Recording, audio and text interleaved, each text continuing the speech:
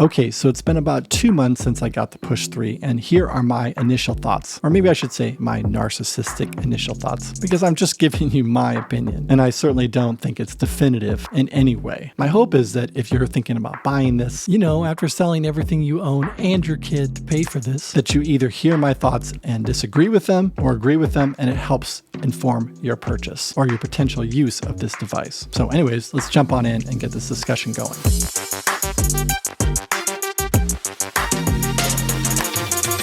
Okay, so let's talk first about the things I love about this standalone Push. So first of all, if you're already used to using Ableton, this is going to feel very seamless and easy to use.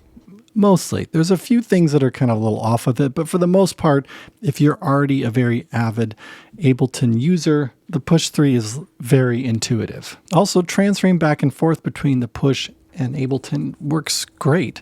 I love that you have this little icon here on the left-hand side, and then bam, all of your Push projects are here visible on the screen. You have your own user library and all the different projects. And this can work through Wi-Fi. So you don't even have to be connected to the computer in order for this to work. So you simply use Ableton's interface to get things back and forth between the Push and Ableton. That seamless or mostly seamless integration with Ableton is the main reason I think that you would even want to consider this. If you are not someone who likes using Ableton, my God, do not get a Push 3. It's way too expensive. You can find other things that'll do something similar, but nothing will transfer between Ableton and a standalone device and back to Ableton in the way that the Push 3 does. Nothing. You pay for that privilege, but nothing else can do it if that's what you want. Again, that's the main reason why I got the Push 3 is I want to be able to use it for performances and to be able to disconnect from the computer, do most of my work there, maybe some on a standalone situation, but mostly on the computer, get my sound design all right, drop a set into here, and then take it on the road. I got to do that recently at this performance.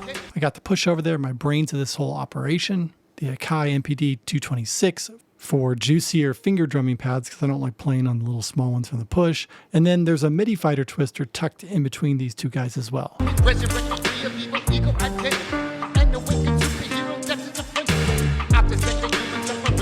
You can hear more of my music over on Instagram. Link is down below. Anyways, moving on.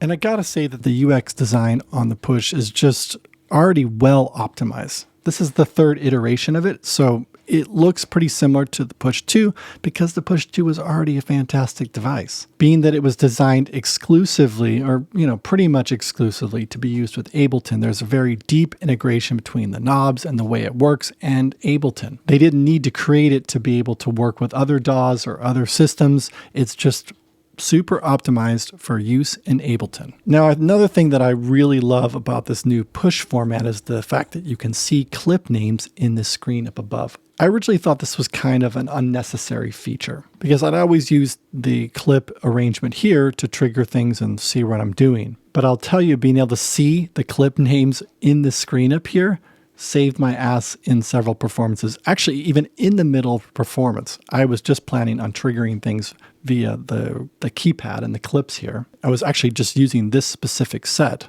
where I was doing a live score to Monty Python.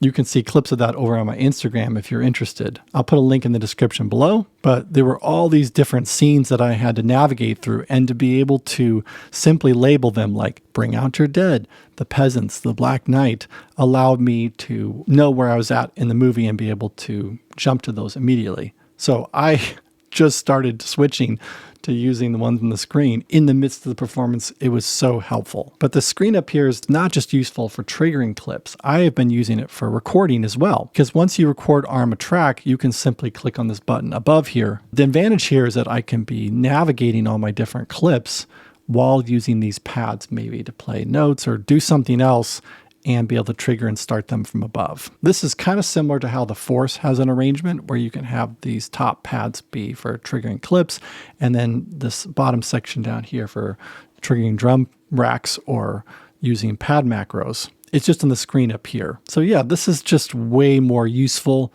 than I even considered it was when I first looked at the Push. So That's kind of all I have to say for the pros on this. And that seems like maybe a rather short list considering how expensive this is to just have a few things that are on my pro list. But those are big things, maybe even I would say massive. So it's not like the number of things that are really great about the Push 3 are why I purchased it. Transferring back and forth from Ableton is number one, the most important reason, and in my opinion, makes this completely worth it. But all that said, let's go on to a few things that I think where Ableton missed the mark a little bit on this Push 3. And I'm going to talk about the hardware-based ones first that are immovable, not going to change. And then I'm going to say some things that I feel like are my wish list, software based, that definitely could be things that are in the pipeline for them changing. So if I'm bitching about it right now, it may not be fair because in 4 months that may have already been resolved. So first of all, with relationship to the cons, this thing is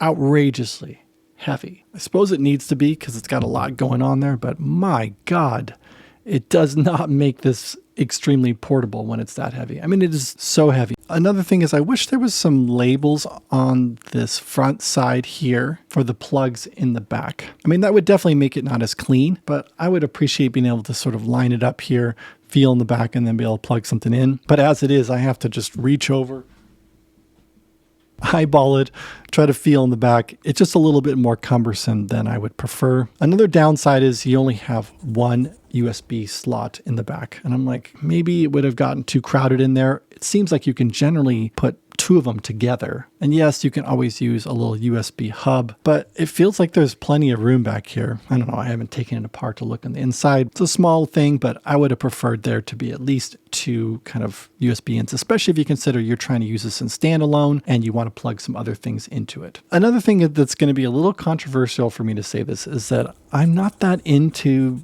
the way the pads feel. I know people have kind of raved about that, the MPE sensitivity and all of that, but honestly, these pads are just too small to be able to do that. There's an up and down motion, but my God, it's so small. Yes, there's some nuance that can come with that. And I don't know, maybe they could have had a section over here with larger pads and then smaller pads, but that kind of like changes the whole Push dynamic. I get that. I'm just telling you from my perspective, once I started playing on it a little bit, it was just such a small area that maybe I'll change my mind later. But for now, I'm not that impressed with the MPE pads. Okay, so now let's talk about my wish list, the things that I'm really hoping are in the pipeline for development on this. The first of that is to have different layouts for these pads. The launch pad has that option where you can program in certain ways that you configure this to have faders and pads and controls that you have on the screen. On the Push, you're either just doing scenes or you're using this whole 64 pad to do drum programming or play instruments. I think that's just a lost opportunity. Hopefully that's something they develop. It wasn't in the last Push, so I'm not holding out for that. Maybe in the user mode, that's going to be something that's more possible. But right now, that'd be on the top of my wish list. But again, not sure it's going to happen. Another big one is MIDI Learn. I feel like that's a huge miss right now that they have going on where you only can do that in Ableton and then you have to be able to save that with a project and then download it in here to be able to use. I was able to get my MIDI fighter to be able to use with the Push plugged in through the USB if I work in Ableton first, set it all up, map all these different knobs out. Then when I plug it in standalone mode, it works. But man, it is not great when you are just like, shoot, I just forgot to do one thing with this knob right here. And then you have to like load it back in the Ableton, fix it, and then load it back in the Push. I mean, just give us the ability to do MIDI Learn in the Push in standalone, please. Another thing I'd really hope that they bring along is to be able to do effects racks here in the Push itself. Again, if you really want to put together an effects rack, you're just going to have to do so on Ableton and then transfer it to the Push. Another thing I'd love to see them do is be able to expand what happens with this touch strip. The MPC Studio has a touch strip that allows you to control a number of different things.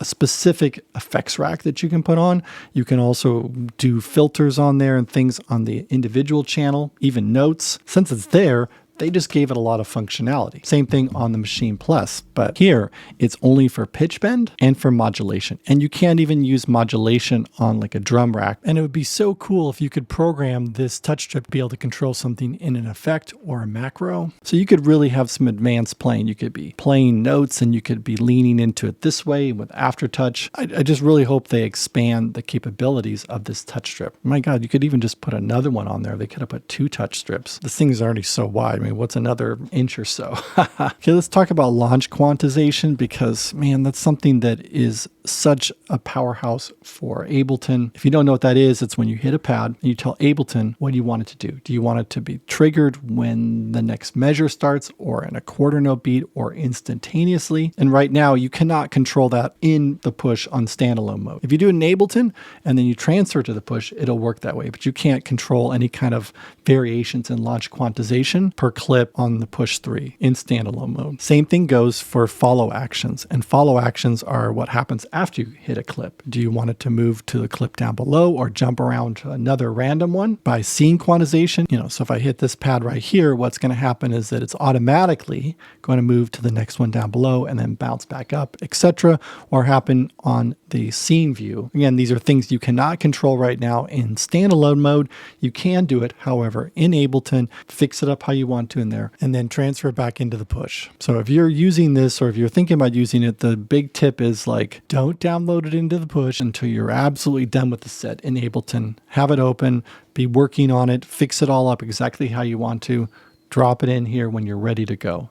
100%. But God, how are you ever 100% ready to go? There's always something I forgot. And when I get into it or in a performance situation where I've already taken it away from the computer, you're kind of shit out of luck if you've already downloaded it and you're about to perform. You can't go in and tweak that sort of stuff. Let's talk about templates.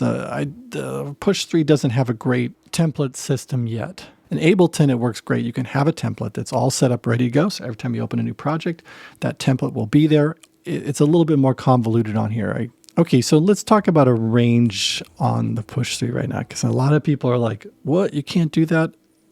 I do think that that's going to be challenging in this format. It wasn't an option on the Push 2, so I haven't really been expecting that you'd be able to do a ranger on here. Obviously, if you're doing standalone, that makes some limitations to even just be able to record it or do that. The screen is really just, again, optimized for session view, not a range view. Push has always been like that. I guess how I see it is that I would just use this for sketching in, getting it all ready. And at that point, you could just hook it up to a computer, plug it in, hit record and do your arrangement recording right there on the spot and let that be that.